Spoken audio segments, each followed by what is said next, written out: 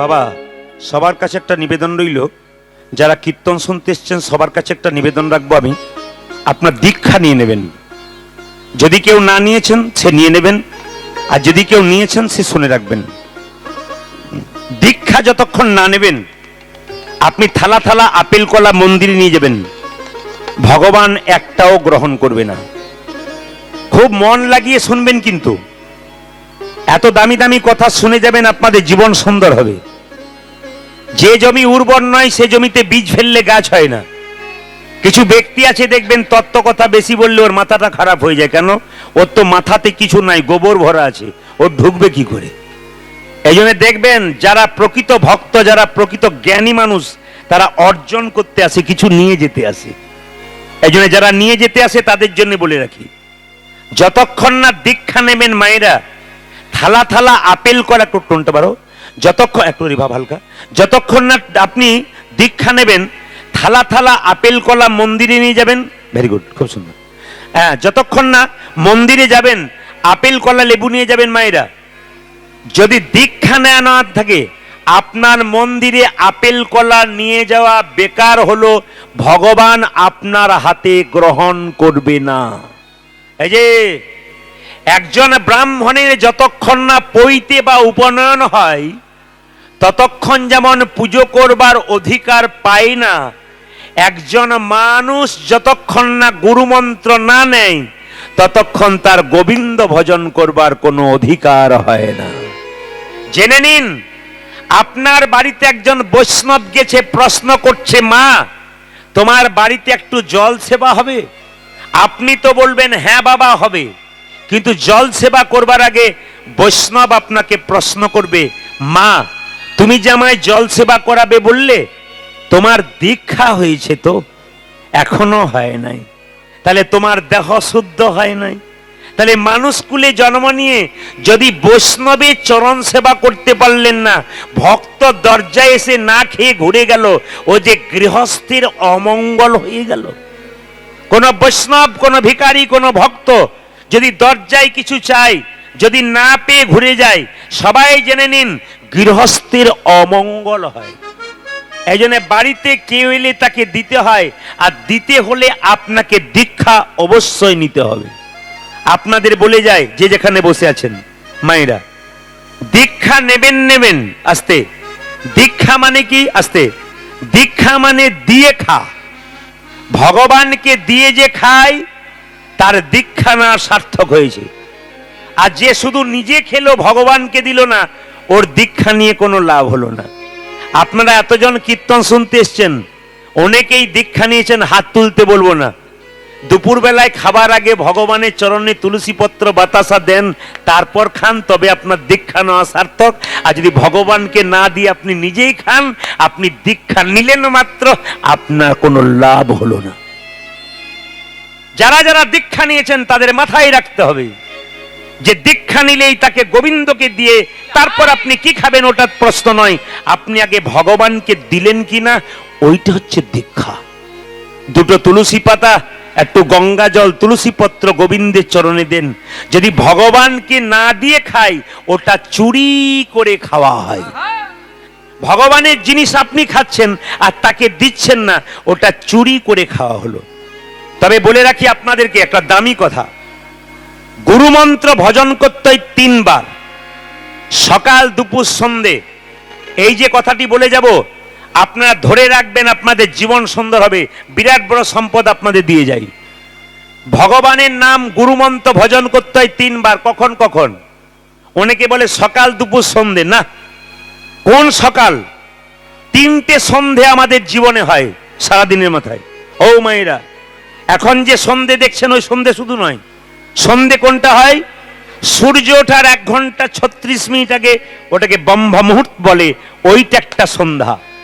ওই সময় ঘুম থেকে উঠে যদি কেউ গুরুমন্ত্র ভজন করতে পারে, তবে তার গুরুমন্ত্র ভজন করা সার্থক হলো, ওটা একটা সন্ধ্যা। আর সন্ধ্যা কোনটা? দুপুর বেলায় যখন দেখবেন আপনি দাঁড়িয়ে থাকবেন, সূর্যের আলোটা আপনার মাথায় পড়ছে, ওই সময় একটা সন্ধ্যা। ওই সময় ভগবানের জপ করবেন। আর 3 নম্বর জপ করবেন কখন? শুনে রাখুন, 3 নম্বর জপ করবেন, সূর্যটা ডুবলো, এইবার অন্ধকার নেমে আসবে, এই সূর্য ডোবা আর অন্ধকার নেমে আসা এর যে মাঝখানটা, ওটার নাম হলো সন্ধ্যা। কি বললাম? সূর্যটা ডুবলো, উষাকাল আসছে, মানে ডোবার আর অন্ধকার আসার ফাঁকে যেটুকু সময় রইল, ওইটার নাম হচ্ছে একটা সন্ধ্যা। ওই তিনটে সন্ধ্যা আপনাদের গুরুমন্ত্র জপ করতে হয়। তবে শুনে দেখুন, যদি গুরুমন্ত্র জপ করতে করতে যে আসনে বসেন, জপ করবেন মানে ফল পাবেন, সেই ফলটা একজন চুরি করতে পারে, ওর নাম দেবরাজ ইন্দ্র। যাতে আপনার গুরুমন্ত্র জপ করার ফলটা চুরি করতে না পারে, তার জন্য আপনাকে কি করতে হবে? একটা আসন পাততে হবে। কোনোদিন আপনি নিচে বসে গুরুমন্ত্র জপ করবেন না। কি বললাম? একটা আসন পেতে ভক্তি ভরে জপ করবেন। যখনই আসনটা তুলবেন, তোলার পরে এক গন্ডুস জল হাতে নেবেন, আসনটা তুলে আসনের নিচে ছড়িয়ে দেবেন। হাতে যে জলটা লেগে থাকবে, ওই জলটা নিয়ে চোখটা মুছে নেবেন। খুব বড় সম্পদ আপনাদের দিয়ে দিলাম। এটা যদি আপনি করেন, তাহলে আপনার গুরুমন্ত্রের ফল কেউ চুরি করতে পারবে না। আর একবার বলে দিই, কি বললাম? যে আসনের মধ্যে বসে আপনি গুরুমন্ত্র জপ করছেন, ওই আসনটা যখন তুলবেন, এক হাত জল নেবেন, জল নিয়ে আসনের নিচে দিয়ে দেবেন। হাতে যে জলটুকু লেগে থাকবে, ওই জলটা আপনি চোখে লাগিয়ে নেবেন, ভগবানকে প্রণাম করবেন। আপনার গুরুমন্ত্রের ফল কেউ চুরি করতে পারবে না। তবে হ্যাঁ, শুধু গুরুমন্ত্র জপ করলে হবে না, গুরুমন্ত্রটাকে ধরে রাখতে হবে ভেতরে, তবে তো জপ করা সার্থক হবে। একটা প্রমাণ আপনাদের দিয়ে দিই। একটা ছোট্ট বাচ্চা ছেলে গুরুদেবের কাছে এসে বলছে, গুরুদেব আমি মন্ত্র নেব। গুরুদেব বলল, এখন দেবো না, 1 বছর পর দেবো। ছেলে জিজ্ঞেস করলো, 1 বছর পরে কেন? এখন দিলে কি অসুবিধা আছে? বলছে, 1 বছর আমার চরণ সেবা কর, আমার ঘরে গরুর ঘাস কাট, গরুর সেবা কর, 1 বছর পর দেবো। ছেলে 1 বছর ধরে গুরুর চরণ সেবা করলো, 1 বছর ধরে গরুর ঘাস কাটলো। 1 বছর পর যখন পূর্ণ হয়ে গেল, এসে বলছে, গুরুজি আজকে 365 দিন পূরণ হয়ে গেল, আজকে মন্ত্র দিন। সঙ্গে সঙ্গে গুরুজি বলে উঠলো, দেবো, এইবার তো সময় হয়ে গেছে, আর 5 মিনিট বাকি আছে। বলে 5 মিনিট কেন? এই 5টা মিনিট তোকে একটা কাজ করতে হবে, তবে তোকে মন্ত্র দেবো। বলে কি কাজ? এই দেখ, একটা কাঠের বাক্স দিলাম, বাক্সটাতে তালা বন্ধ করলাম না, একটা জিনিস ঢুকিয়ে দিলাম, এটা কিন্তু তুই নিবি না। এখান থেকে আমার শিষ্যের বাড়ি 5 মিনিট, ওর বাড়িতে পৌঁছে দিয়েই চলে আসবি। বলছে আমি যাবো আর চলে আসবো? হ্যাঁ, তুই বাড়িতে বাক্সটা পৌঁছাবি, চলে আসবি, তোকে সঙ্গে সঙ্গে মন্ত্র দিয়ে দেবো। ও এখন বাক্সটা মাথাতে করে নিয়ে যাচ্ছে, আর মাঝ রাস্তায় মনে করছে, বাক্সটার ভেতরে কি ঢোকানো আছে একবার দেখলে হয় না। ও খালি ওই মনে ঘুরঘুর ঘুরঘুর করছে, কি এমন গুরুদেব ঢুকিয়েছে দেখলে হয় না? আমার তো নিতে বারণ আছে, দেখতে বারণ নাই, একবার খুলে দেখলে হয় না? মায়েরা নিয়ে যেতে যেতে মাঝ রাস্তাতে বাক্সটা খুলেছে, আর হুশ করে বেরিয়ে চলে গেছে। কি বলুন তো? একটি নেংটি ইঁদুরের বাচ্চা। কে ভরে দিয়েছিল? গুরুদেব। নেংটি ইঁদুরের বাচ্চাটা বেরিয়ে চলে গেছে, সঙ্গে সঙ্গে এসে বলছে, গুরুদেব আমার শিষ্যের বাড়ি যাওয়া হলো না আপনার। বলে কেন? না, যেটা ছিল ও পালিয়ে গেছে। কি ছিল? বলে ইঁদুরের বাচ্চা। গুরু বলল, এ জীবনে তোর আর মন্ত্র নেওয়া হলো না। বলে কেন? একটা কাঠের বাক্সতে 5 মিনিট একটা ইঁদুরের বাচ্চা ধরে রাখতে পারলি না, দেহ বাক্সে তুই গুরু মন্ত্র জীবনে ধরে রাখতে পারবি। এই জন্য বাবা, গুরু মন্ত্রটা দেহ বাক্সে ধরে রাখবেন, ভজন করবেন, তবে তো। আপনি বলে দিলেন অমৌ মহারাজজির শিষ্য আমি, কিন্তু ভজন করলেন না, লাভ কি আছে? আপনি বললেন চেন্নাই ভেলোরে ডাক্তার দেখালাম, কিন্তু ওষুধ খেলেন না, আপনার লাভ কি আছে? ডাক্তার দেখালে হবে না, ওষুধ খেতে হবে, গুরুদেবের কাছে মন্ত্র নিলে হবে না, ভজন করতে হবে, তবে কিন্তু আপনার লাভ আছে। তাই মহাপ্রভু কি করলেন?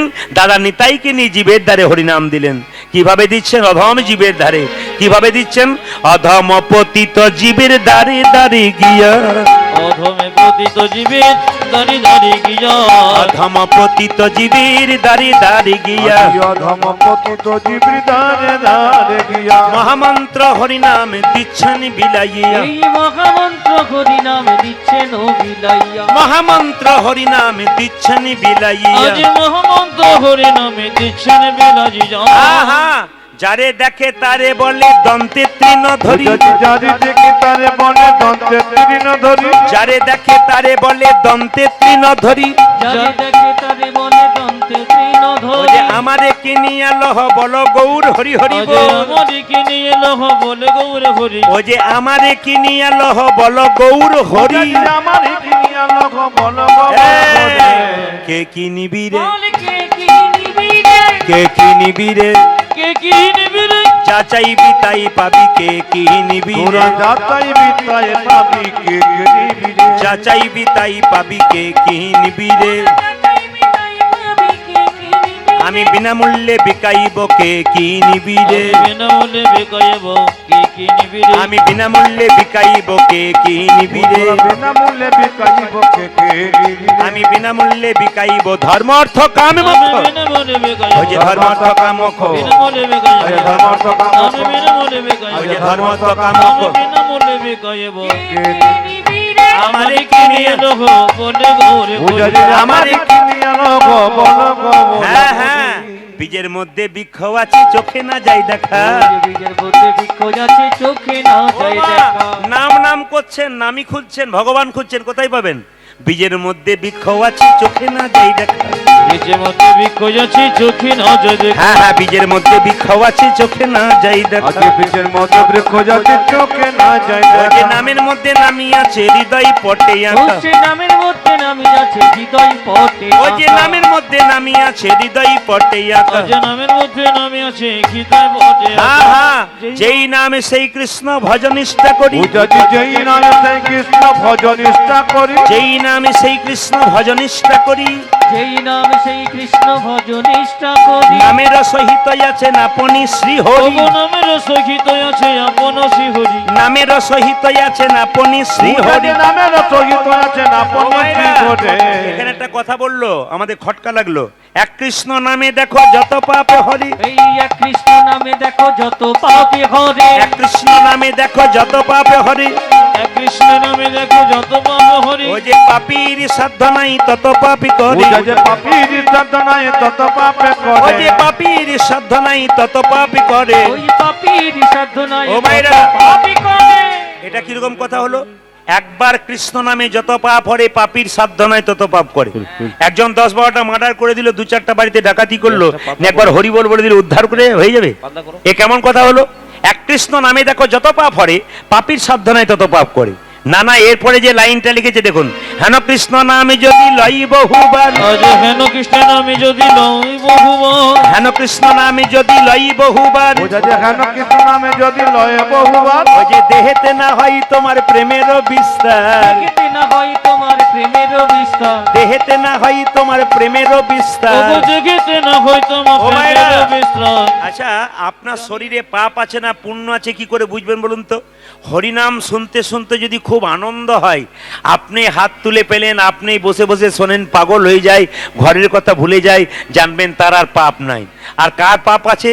যে হরিনাম শুনতে শুনতে মাঝখানটাতে বসে ভাবে, কেন যে বসলাম মাঝখানে, পালাবার চান্সও পাচ্ছি না, উঠবার সুযোগও পাচ্ছি না, জানবেন তার এখনো পাপ কিন্তু বর্তমান আছে। বলছে কি বলছে, এই দেখুন, হেন কৃষ্ণ নামে যদি লই বহুবার, হেন কৃষ্ণ নামে যদি লই বহুবার। দেহেতে না হয় তোমার প্রেমের বিস্তার, দেখিতে না হয় তোমার প্রেমের বিস্তার। দেহেতে না হয় তোমার প্রেমের বিস্তার। বুঝা যে দেখতে না হয় তোমার প্রেমের বিস্তার। যদি শরীরের মধ্যে প্রেম না জাগে, আনন্দ না জাগে, জানিও সে সেই দেহে অপরাধী প্রচুর, ওগো জানিও শেষে দেখি অপরাধী প্রচুর। জানিও সে সেই দেহে অপরাধী প্রচুর। জানিও শেষে দেখি অপরাধী প্রচুর। কৃষ্ণলতা বীজ তাহে না হয় অঙ্কুর, কৃষ্ণতা বীজ দেখে না হয় অঙ্কুর। হ্যাঁ, কৃষ্ণলতা বীজ তাহে না হয় অঙ্কুর। কৃষ্ণলতা বিচিতা দে নায়ক। ভাইরা, একবার বলুন তো সবাই জোর করে, জ্বর হলে আমাদের মুখটা মিষ্টি মিষ্টি লাগে? যদি কারো জ্বর হয় তাহলে মুখটা মিষ্টি মিষ্টি লাগে? যাক, আপনাদের আমি প্রণাম জানাই। আমি যখন বললাম জ্বর হলে মিষ্টি মিষ্টি লাগে, সব মায়েরা বলছে হ্যাঁ, কি ভক্তি ভরে বলছে। মানে আপনি কি আর ভুল বলবেন? এ কি সুন্দর বলছে। একজন তো বলছে, একজনকে বলছে জ্বর হলে মিষ্টি মিষ্টি, হ্যাঁ হ্যাঁ হ্যাঁ, মিষ্টি মিষ্টি। জ্বর হলে মিষ্টি মিষ্টি লাগে? যার বলুন কেমন লাগে? জ্বর হলে টক টক লাগে না, তেতো লাগে নাকি? আচ্ছা আচ্ছা, জ্বর, আচ্ছা মায়েরা, জ্বর হলে যখন তেতো লাগে, তেতো জিভে একবার চিনি খেলে মিষ্টি হয় জিভটা? জোরে বলুন। দুবার খেলে হয়? 3 বার খেলে হয়?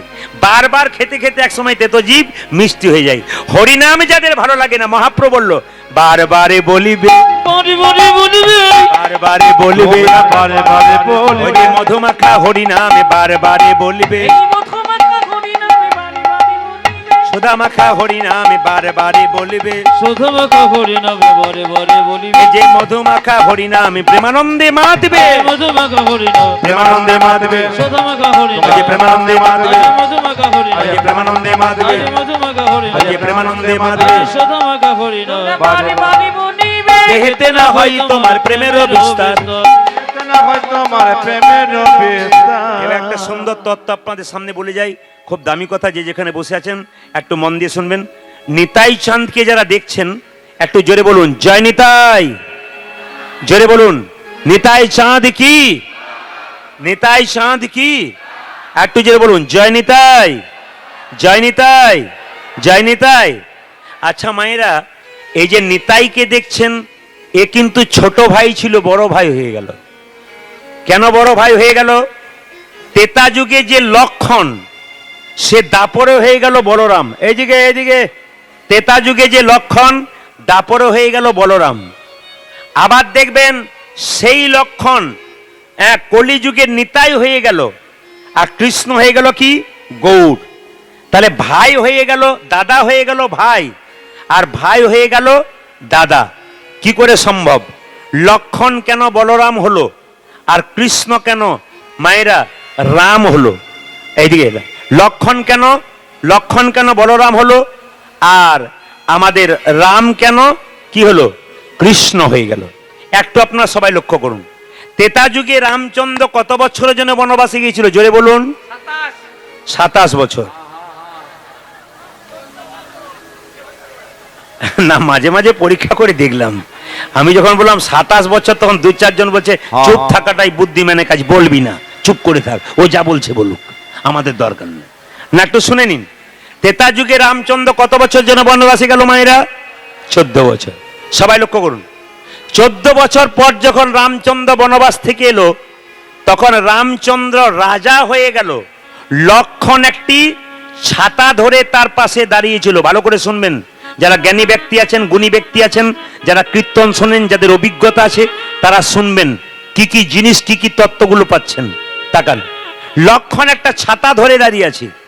হঠাৎ লক্ষণ ছাতা ধরে দাঁড়িয়ে থাকতে থাকতে একবারে ঘুমের ঘোরে ঢলে পড়ল, অজ্ঞান হয়ে গেল। রামের খুব রাগ হয়ে গেল। কেন বলুন তো? লক্ষণ, আমি বুঝতে পারছি তুমি অচৈতন্য হয়ে পড়ে গেলে। কেন? তোমার ভেতরে হিংসা ছিল। আমি রাজা হয়ে গেলাম, তাই তুমি অচৈতন্য হয়ে পড়ে গেলে। তার মানে তোমার রাজা হবার ইচ্ছা ছিল। ছি, তুমি আমাকে বলতে পারতে যে তোমার রাজা হওয়ার ইচ্ছা ছিল, আমি তোমাকে রাজত্ব ছেড়ে দিতাম। আমি রাজত্বের লোভ নাই আমার। একজন ছুটে এলো, বশিষ্ঠ দেব।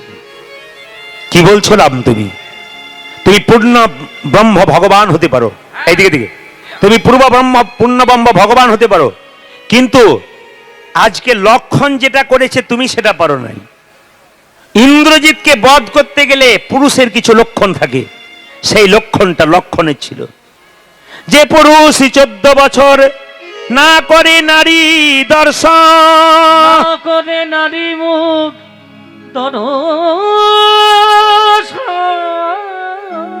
ইন্দ্রজিৎকে মারতে গেলে একমাত্র যে পুরুষ 14 বছর নারী মুখ দর্শন করতে পারবে না, সে পারে। যে পুরুষ না করে 14 বছর ভক্ষণ, বৎসরে ভক্ষ, যে পুরুষ 14 বছর না করে শয়ন, না করে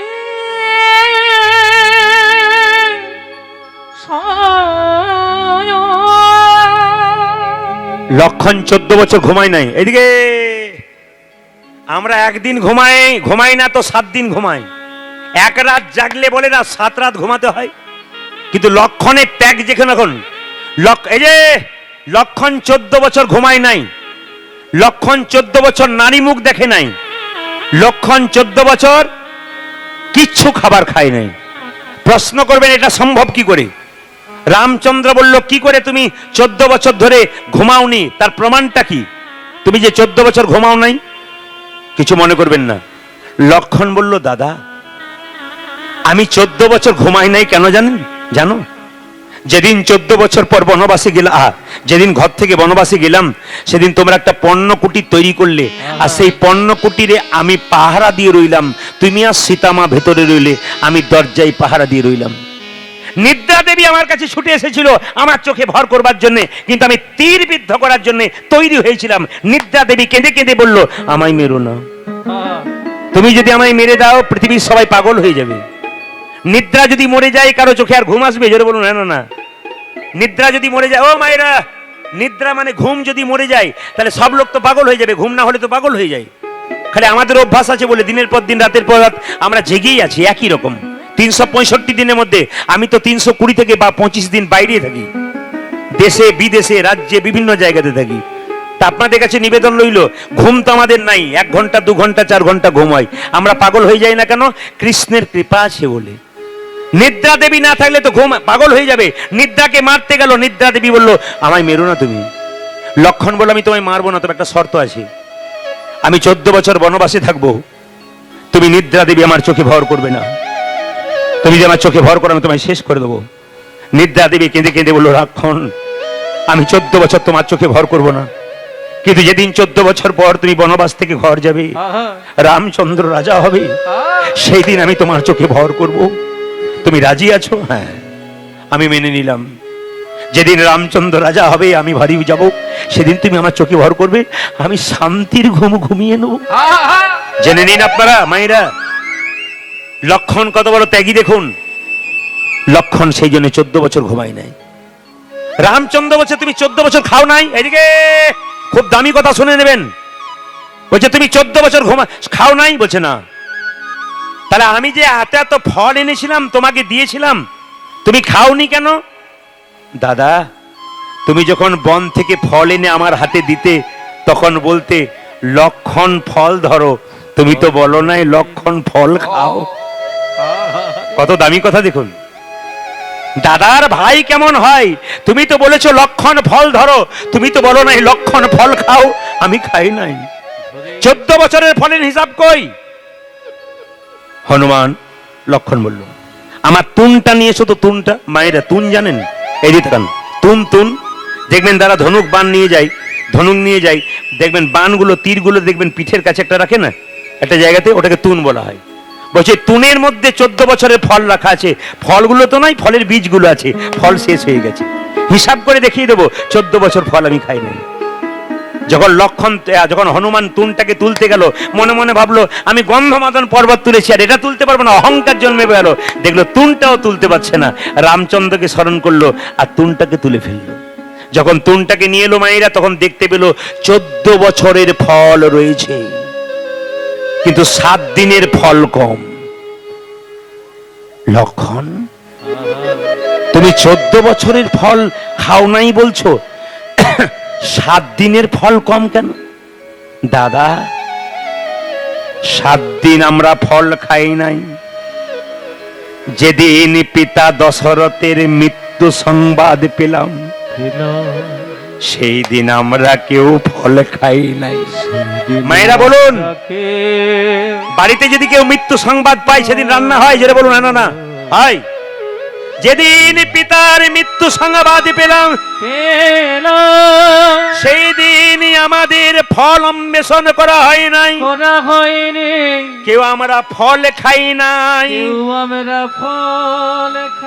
গুনবেন গুনবেন আপনারা, গুনবেন কদিন হলো, গুনবেন কদিন হলো। 1 দিন। 2 দিনের হিসাব দাও। যেদিন সীতা মাকে রাবণ করিল হরণ,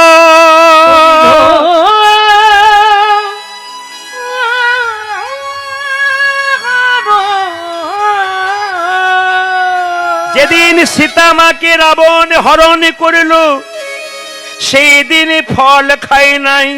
কদিন হলো, কদিন হলো গুনবেন আপনার, গুনবেন মায়েরা, গুনবেন কদিন হলো। 2 দিন। আর 1 দিনের খবর শোনো। যেদিন রাবণ মায়া সীতা তৈরি করে মায়া সীতার মস্তকটা কেটে সোনার থালাতে করে আমাদের দেখালো, সেই দিন আমাদের বাড়িতে ফল খাওয়া হয় নাই। যেদিন রাবণের শ্বশুর ময়দানব ইন্দ্রজিৎকে দিয়ে লক্ষণ বলল আমার বুকে সেল মারলো, আহা সেই দিন ফল খাই নাই। বলে খাওয়া কদিন হলো মায়েরা গুনুন, কদিন বলুন, কদিন বলুন দেখান, কদিন? 4 দিন। যেদিন যেদিন যেদিন আমরা পাতালে প্রবেশ করলাম, আচ্ছা হনুমান গিয়ে উদ্ধার করলো, সেই দিন ফল খাওয়া হয় নাই। সেই দিন ফলে খাওয়া হয় না। গুনবেন, কীর্তন হিসাবে জিনিস গুনবেন। কদিন হলো? 5। যেদিন যেদিন আমাদের আমাদের- বন্ধনে কইল, যেদিন আমাদের নাগ পাশে বন্ধন করা হলো, আচ্ছা তারপর আমাদের গরুর এসে সেই নাগ পাশ থেকে মুক্তি দিল, সেই দিন ফল খায় নাই। কদিন হলো মায়েরা? জোরে বলুন কদিন? 6 দিন। 7 দিনের ফল কম, আর একদিন, বলবো একদিন আনন্দে ফল খাই না, আনন্দে ফলে খাইনি। 6 দিন দুঃখে ফল খাই নাই, একদিন আনন্দে খাই নাই। হয় কোন দিন? যেদিন রাবণ বধ হলো, বাবা, যেদিন সীতা মাকে উদ্ধার করা হলো, উদ্ধার করা হলো, সেই দিন আমরা, সেই দিন আমরা ফল খাই নাই। হয় না। কদিন হলো? কদিন হলো বলুন, কদিন হলো? 7 দিন। আচ্ছা লক্ষণ, তুমি যে বললে 14 বছর নারী মুখ দর্শন করা নাই, মিথ্যা কথা বলছো তুমি। হ্যাঁ আমার সীতার সঙ্গে তুমি 14 বছর ছিলে, আর তুমি সীতার মুখ দেখো নাই? দাদা, আমি যে সীতার মুখ দেখি নাই, 14 বছর দেখি নাই, আমার প্রমাণ আমি কি করে দেবো? তোমাকে দিই নাই। সঙ্গে সঙ্গে ছুটে এলো হনুমান। প্রভু রাম, কেউ প্রমাণ না দিল আমি প্রমাণ দেব। লক্ষণ কাকা 14 বছর নারী মুখ দর্শন করে নাই, সীতা মায়ের মুখ দেখে নাই। প্রমাণ কি? যেদিন রাবণ সীতাকে হরণ করে নিয়ে যাচ্ছিল বাবা, তখন দেখবেন সীতা যাতে কোন দিকে হরণ করেছে, সীতা তার জন্য নিজের গলার হারটা খুলে ফেলে দিয়েছিল রাস্তায়, সীতা কানের দোল ফেলে দিয়েছিল, সীতা মাথার মুকুটটা ফেলে দিয়েছিল, সীতা হাতের বালা ফেলে দিয়েছিল, সীতা পায়ের নুপুর ফেলে দিয়েছিল। সবগুলোকে একসঙ্গে জড়ো করে লক্ষণ যখন নিয়ে এসেছিল, তখন বলল দেখো, এই হনুমান যখন নিয়ে এলো, তখন বলল লক্ষণ কাকা দেখো তো চিনতে পারো কিনা। লক্ষণে দেখলো সীতার গলার হার, চিনতে পারলো না, কারণ 14 বছর মুখের দিকে তাকাই নাই। হাতের বালা চিনতে পারলো না, 14 বছর হাতের দিকে তাকাই নাই। মাথার মুকুট চিনতে পারলো না, 14 বছর মাথার মুকুটের দিকে তাকাই নাই। যেই না সীতার চরণের নুপুর দেখিয়েছে, নুপুর দেখিয়ে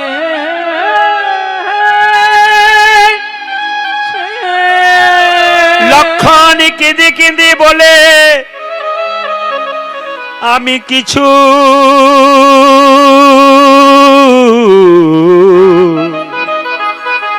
আমি কিছু কিছু কিছু আমি কিছু চিনতে পারি নাই, কিন্তু আমি নাকি চিনি সীতা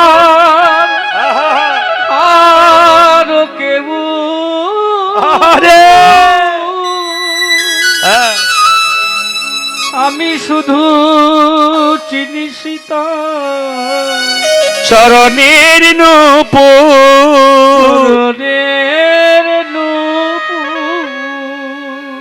রামচন্দ্র লক্ষণের হাত দুটো ধরে বলল লক্ষণ রে, ওরে যো ভাই লক্ষণ রে, তুই যদি আমার ভাই না হয়ে দাদা হতিস, দাদা হতি তোর চরণে একবার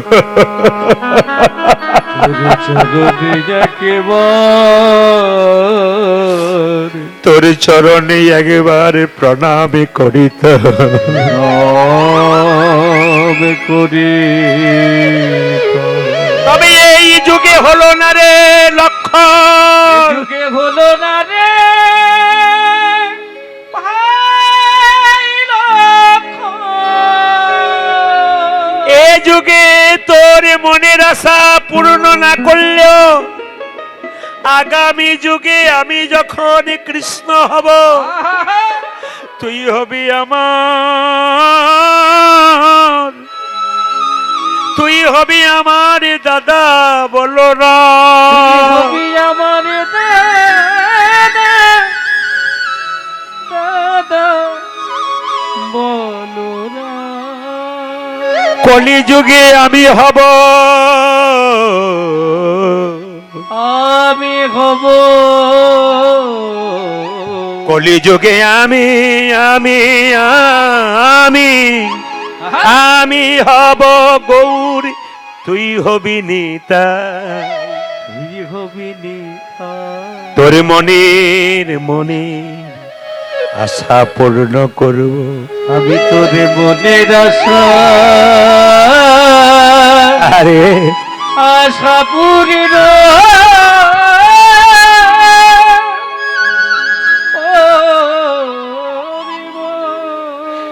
সংসারের জন্য কেঁদো না আমার, ও গো জগতের জীব, সংসারের জন্য তোমরা কেঁদো না, সংসারের জন্য কেঁদো না। ছেলের জন্য কাঁদবে, মেয়ের জন্য কাঁদবে, মেয়ের জন্য কাঁদিবে, শেষে ছেলে মেয়ে প্রশ্ন করবে তুমি আমার জন্যে, তুমি আমার জন্যে করেছ কি, বলো বলো আমার জন্য তুমি করেছো কি। তখন তোমার শরীরে ব্যথা হবে, যন্ত্রণা হবে, ভেতরে জ্বালা বাড়বে, জ্বালা বাড়বে। তোমার চোখ থেকে জল পড়বে, সে জল চোখের কোণ দিয়ে পড়বে, সে জল মিষ্টি হবে না, নোনা নোনা ভাব লাগবে, সে জল গরম লাগবে। কিন্তু কোনো ভক্তিমতী মা যদি, কোনো ভক্ত যদি সারাদিন পর কাজ করে দুহাত তুলে ভগবানের কাছে বলতে পারে, যা কিছু আমার সকলই তোমার, আমার কেবল তুমি, আমার কেবল তুমি। জীবনে মরণে জনমে জনমে জনমে জনমে প্রাণ প্রাণ নাথ হইও তুমি,